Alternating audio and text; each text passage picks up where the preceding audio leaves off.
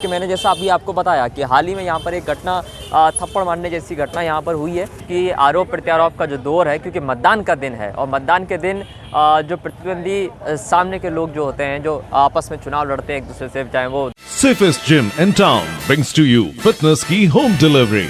अब घर बैठे बुलाएं आपकी सर्टिफाइड फिटनेस एक्सपर्ट जो बस आपसे कुछ क्लिक्स ही दूर हैं। डाउनलोड करें Antimatter Fit app. Choose your service, choose your time and choose your location. Sessions start at just ₹99. जय हिंद, मैं ललित खत्री और आप देख रहे हैं MTTV इंडिया। अजमेर के नवगठित 80 वार्डों में आज चुनाव है और आज 350 से अधिक प्रत्याशी 80 वार्ड की सीटों के लिए अपने भाग्य आजमा रहे हैं। पिछले काफी दिनों से इन उम्मीदवारों ने जनता को लुभाने और अपने पक्ष में मतदान के लिए काफी मेहनत करी। पिछले दिनों हमने काफी सियासी उठापटक भी देखी, पर आज चुनाव का दिन है। क्या हाल है चुनावी केंद्रों का और कैसी है प्रशासन की तैयारी, इसका सीधा हाल आप तक पहुंचाने के लिए अभी मेरे साथ मौजूद हैं MTTV इंडिया के एडिटर और मेरे सहयोगी सुशील पाल। तो चलिए बात करते हैं सुशील पाल से। सुशील, हेलो जी। तो सुशील जी, आज अपना मतदान का है, आप अभी किस वार्ड में मौजूद हैं? देखिए, मैं ललित इस वक्त वार्ड नंबर 58 में मौजूद हूँ। मेरे आपको पीछे तस्वीर के अंदर दिखाई दे रहा होगा तोबड़ा स्कूल है। तोबड़ा स्कूल के बाहर इस वक्त मैं मौजूद हूँ, जहाँ पर अभी आपसे कुछ देर पहले हंगामा भी हुआ है।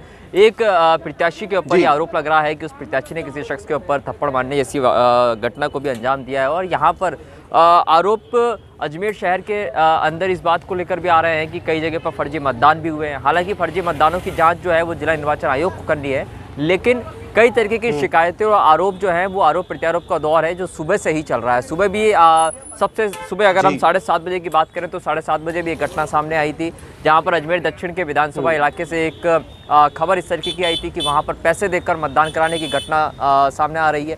लेकिन ये सारी चीज़ें जो हैं इसके ऊपर जांच है वो नज़दीकी थाने को करनी है, उसके साथ साथ जिला निर्वाचन आयोग है उसको करनी है। हालांकि किसी प्रकार की जो शिकायत है वो दर्ज नहीं करवाई गई है। लेकिन अगर अभी हम मतदान के प्रतिशत की बात करें तो लगभग जो 3 बजे का मतदान प्रतिशत इस वक्त हमारे पास आया है उसमें 51.6% का मतदान अजमेर शहर के अंदर हो चुका है, जिसमें 2,01,067 मतदाताओं ने वोट भी दे दिया है। इससे पहले अगर हम बात करें तो सुबह 8 बजे से जब वोटिंग शुरू हुई थी तो उसके बाद 10 बजे का जो मतदान का परसेंटेज था वो 13.17% अजमेर में था। यानी कि सुबह का जो 2 घंटे का जो वक्त था उसके अंदर बहुत धीमी गति से मतदान हुआ था, जिसका एक बड़ा कारण सर्दी भी माना जा सकता है। उसके साथ साथ मतदान का प्रतिशत जो है वो तेजी से बढ़ता हुआ नजर आ रहा है।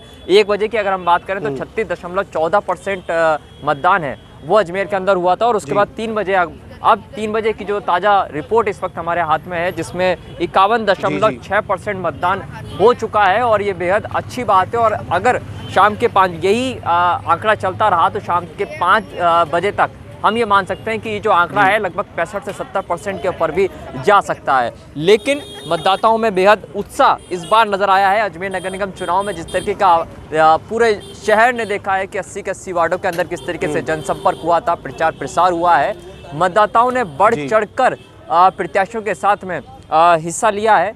लेकिन जिस तरीके की घटनाएं आज सामने आई, जिसमें पैसे देकर मतदाताओं को भ्रमित कर वोट डालने का आरोप लगाया गया, उसके साथ में 2-3 जगह से बूथ कैप्चरिंग, बूथ के ऊपर जाकर फर्जी वोट डालने की घटना भी सामने आई है। लेकिन वहां पर जो दस्तावेज पेश किए गए हैं उन तमाम दस्तावेजों को जिला निर्वाचन आयोग को तहकीकात करनी है, जांच करनी है और इस जांच के बाद ही ये स्पष्ट हो पाएगा कि वाकई जो आरोप फर्जी वोटिंग का लगाया गया है वो वाकई फर्जी शख्स था या नहीं था।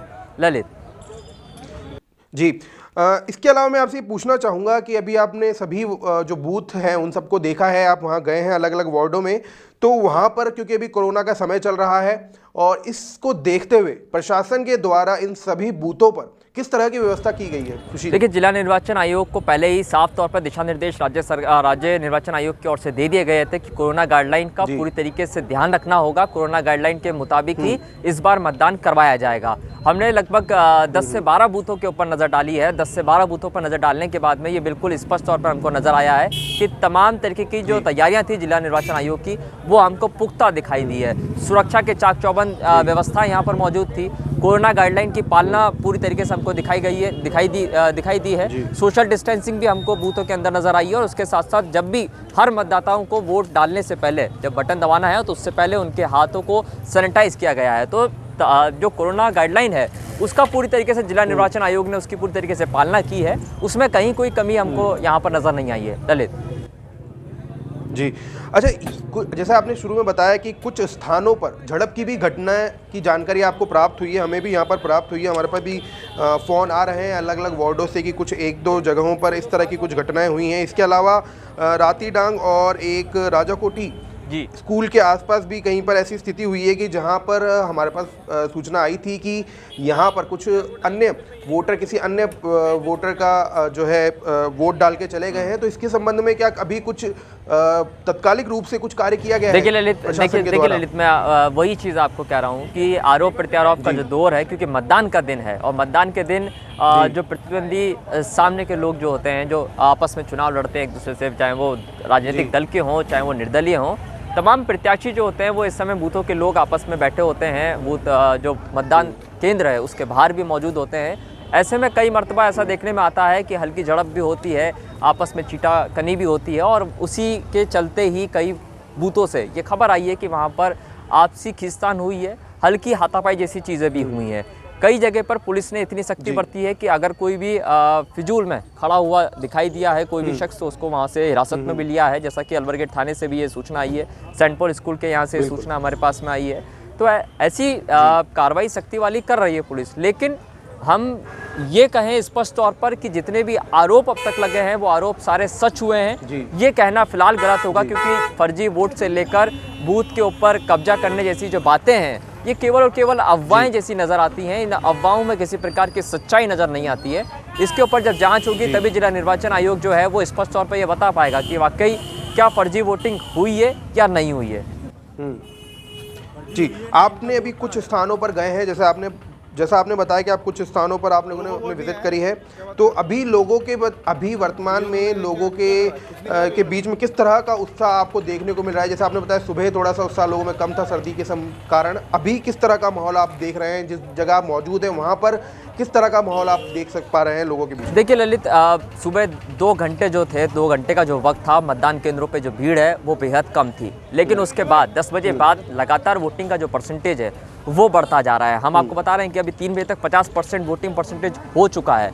अब जिस जगह पर मैं खड़ा हूँ वहाँ पर अगर आप मेरे पीछे देखेंगे तो पुलिस के यहाँ पे जवान इस वक्त मौजूद हैं, क्योंकि मैंने जैसा अभी आपको बताया कि हाल ही में यहाँ पर एक घटना थप्पड़ मारने जैसी घटना यहाँ पर हुई है। तो उस घटना के बाद में पुलिस के जवानों को पुलिस को सूचित किया गया था। उसके बाद पुलिस का आला जवान यहाँ पर मौजूद है, अधिकारी यहाँ पर आए हैं। और वार्ड नंबर 58 के अंदर आपको पता, जैसा कि पूरा शहर जानता है कि पत्रकार साथी हैं हमारे, एक वार्ड नंबर 58 से चंद्रशेखर शर्मा है, वो भारतीय जनता पार्टी से उम्मीदवार हैं, वो यहाँ पर हैं। तो ऐसे में कांग्रेस शहर अध्यक्ष विजय जैन भी यहाँ पर मौजूद है। उनको इस बात को लेकर भी आपत्ति है प्रत्यक्ष को कि मीडिया का जमावड़ा इतना ज़्यादा इस इलाके पर क्यों है।